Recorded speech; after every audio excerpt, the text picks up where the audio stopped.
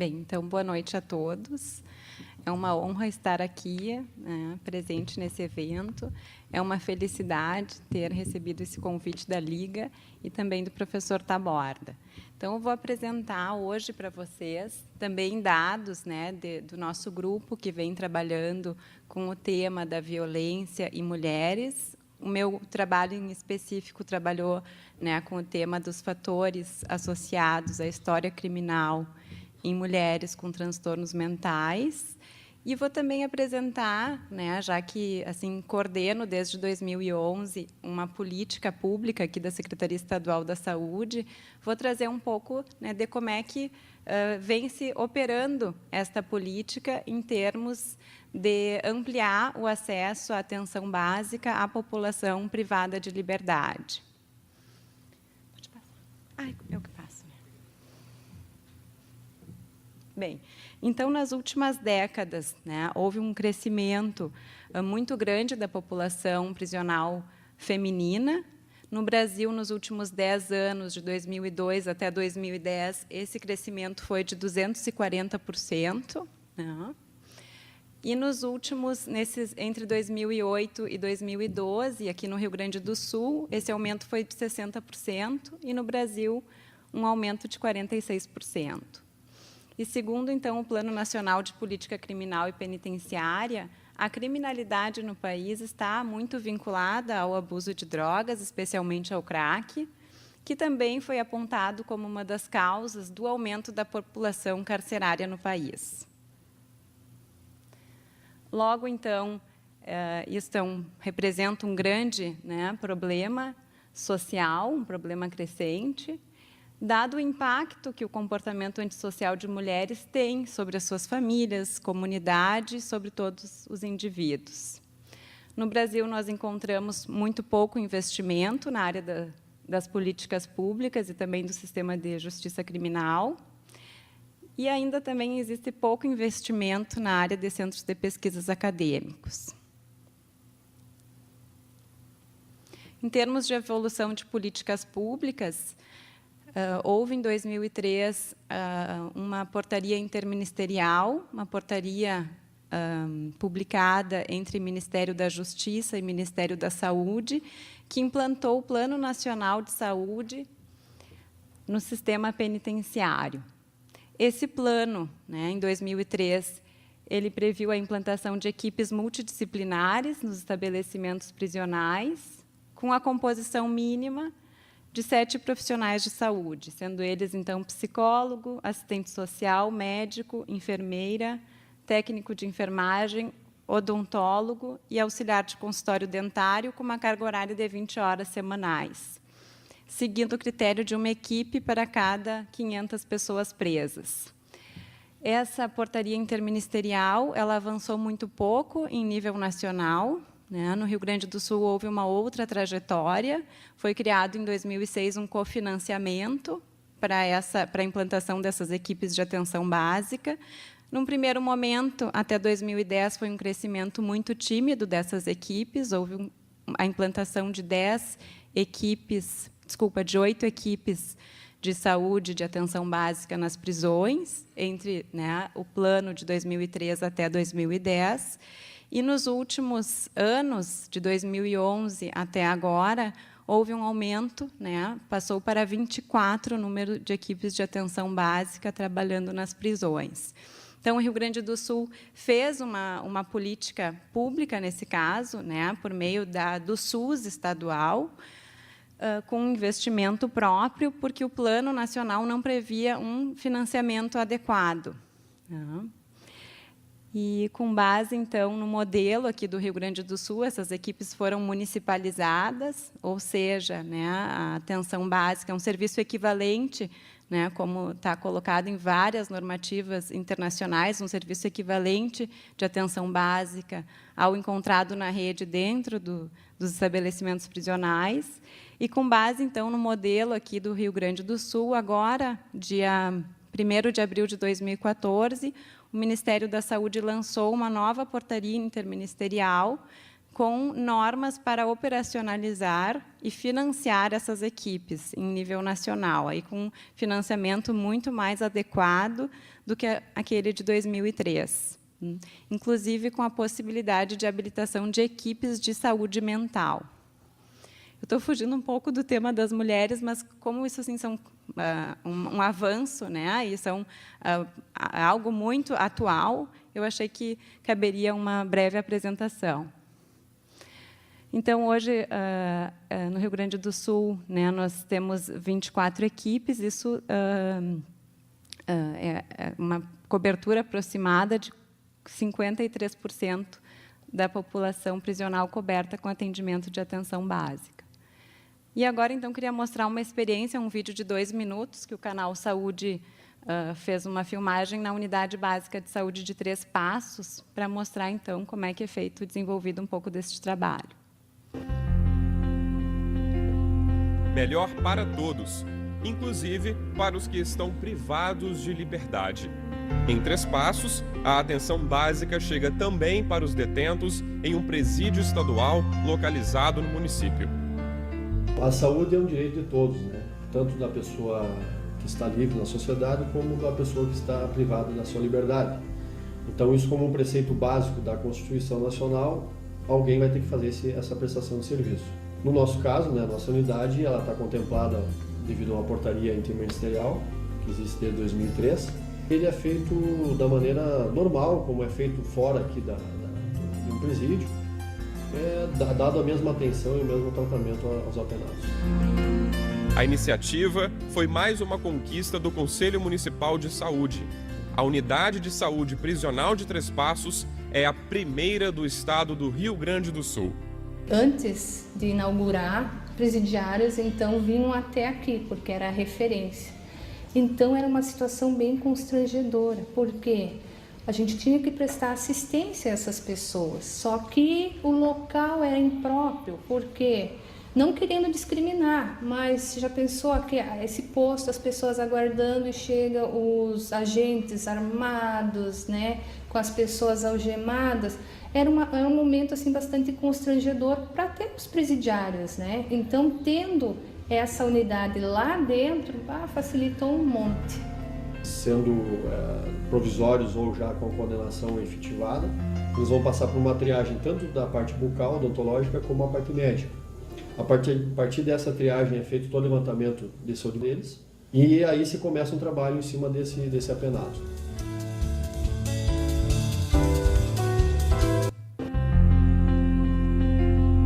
Melhor para... Bem, então, como já colocado aqui anteriormente pela doutora Luciana, né, o Brasil tem a 4ª maior população prisional do mundo, né?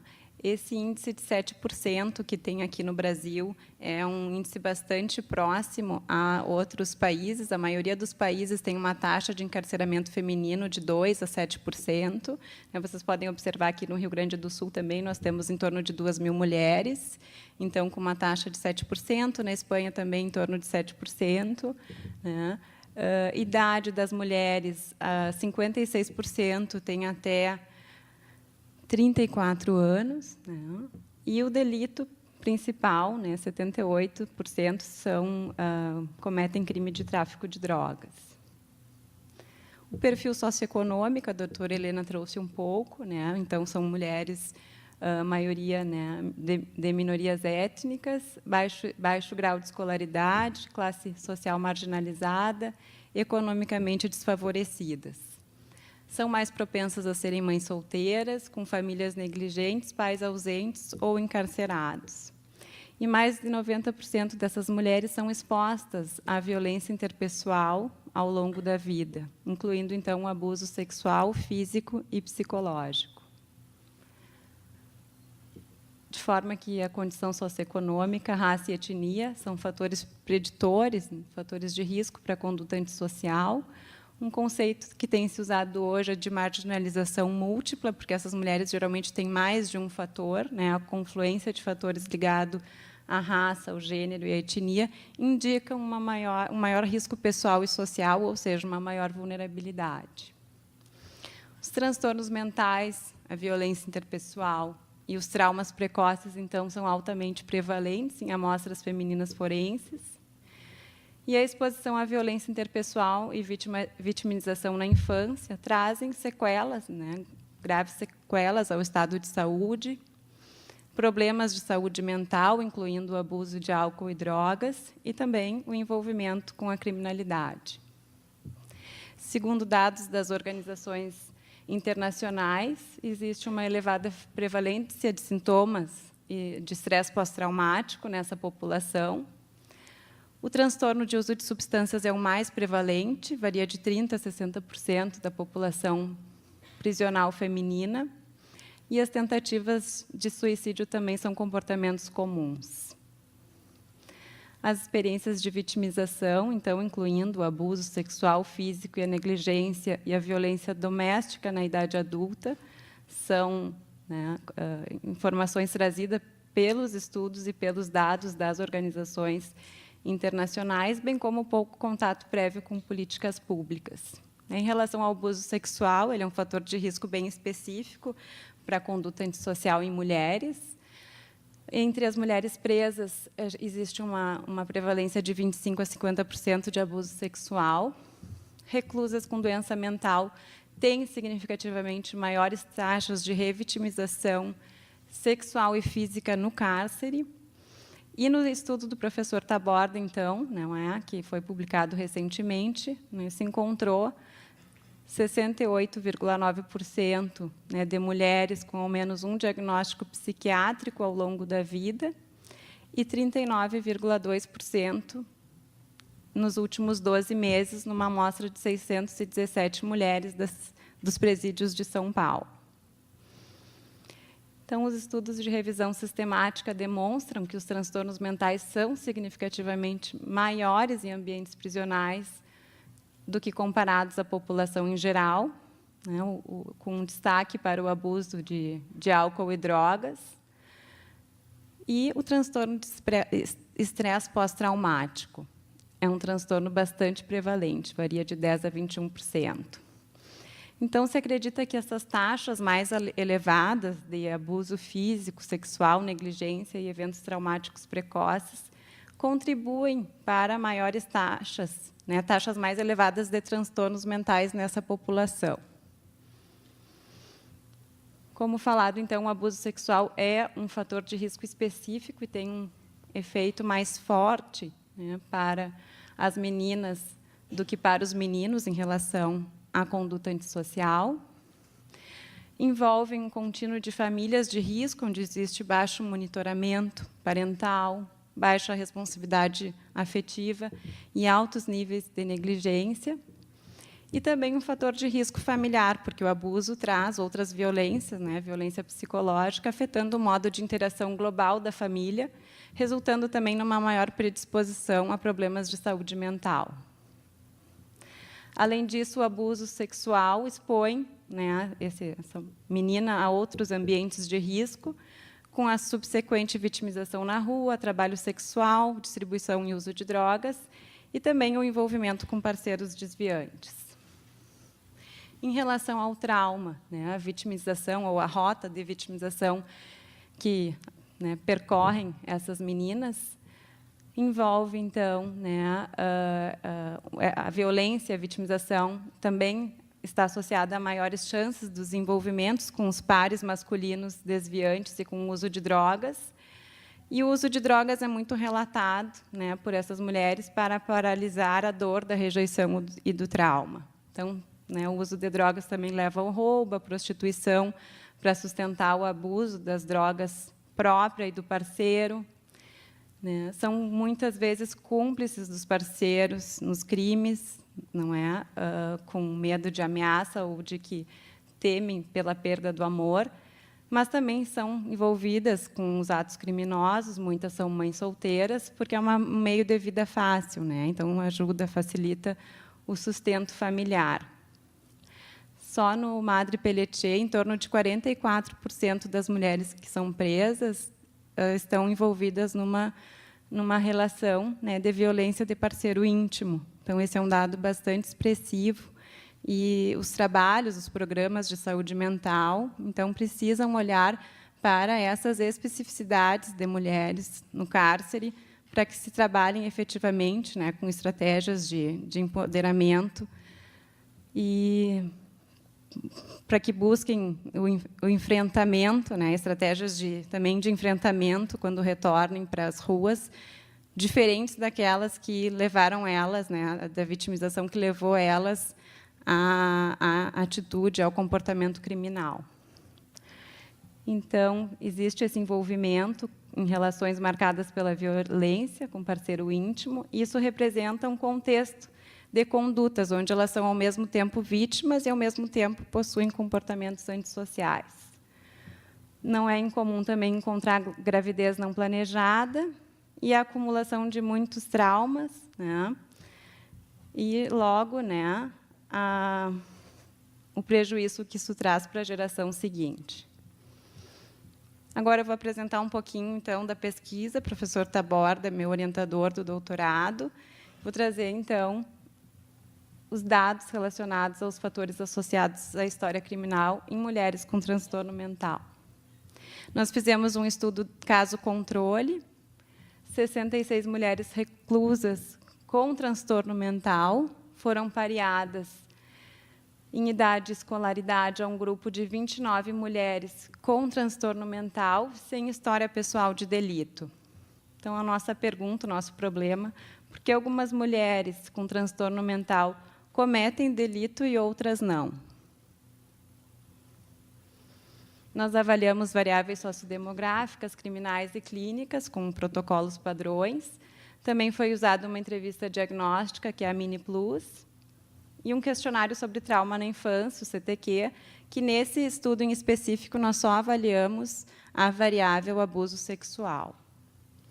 E o estudo, então, foi aprovado pelo Comitê de Ética. Então, quais foram os nossos principais resultados? Quando nós controlamos aqui o transtorno mental, porque todas as mulheres tinham, a história criminal foi mais associada ao transtorno de estresse pós-traumático e ao delito familiar.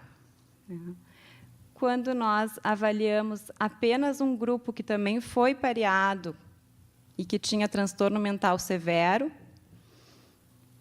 a história criminal foi também associada ao transtorno de estresse pós-traumático e, nesse caso, então, ao abuso sexual na infância.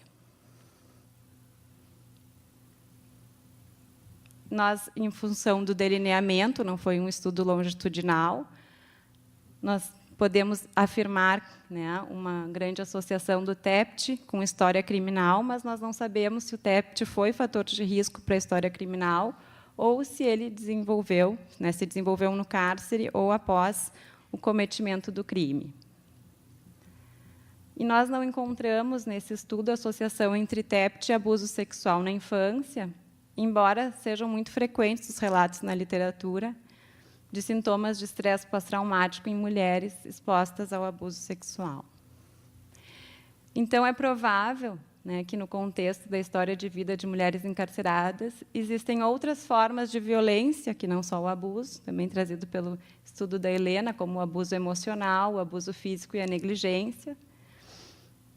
E, além disso, o envolvimento com situações traumáticas extremas, que são os outros critérios para o TEPT, como testemunhar eventos com morte, ferimentos ou ameaças à integridade física de uma pessoa próxima, então, que podem estar relacionados ao fator traumático que desencadeou o TEPT na nossa amostra. O abuso sexual na infância se associou com história criminal em mulheres com transtorno mental grave. Isso pode nos indicar que podem existir vários clusters de diferentes perfis de comportamento de risco e antissocial, e que também estão associados com outros fatores de risco para o desenvolvimento dessas condutas. Ou seja, não há um tipo único de mulher com comportamento antissocial. São vários clusters que têm fatores de risco diferentes. Então, se entende que conhecer a trajetória de vida de mulheres reclusas pode fornecer insights sobre motivações, responsabilidades e necessidades pontuais, tanto de reabilitação como não é pensar preventivamente em linhas de prevenção, o que é fator de risco, como trabalhar isto, né, antes e na comunidade, preferencialmente, né, antes da prática criminal. Então, existe um crescente suporte na literatura que demonstra que a exposição às experiências traumáticas e à violência interpessoal tem um papel central no aprisionamento feminino. Se tem algo que unifica a história de vidas dessas mulheres, são essas experiências de trauma e violência. A abordagem, então, do tratamento em prisão deve focar, né, o tema central do trauma, né, bem como das relações de gênero, e buscando alternativas mais saudáveis para lidarem com depressão, com o trauma e o próprio TEPT, né, que não pelo abuso de substâncias.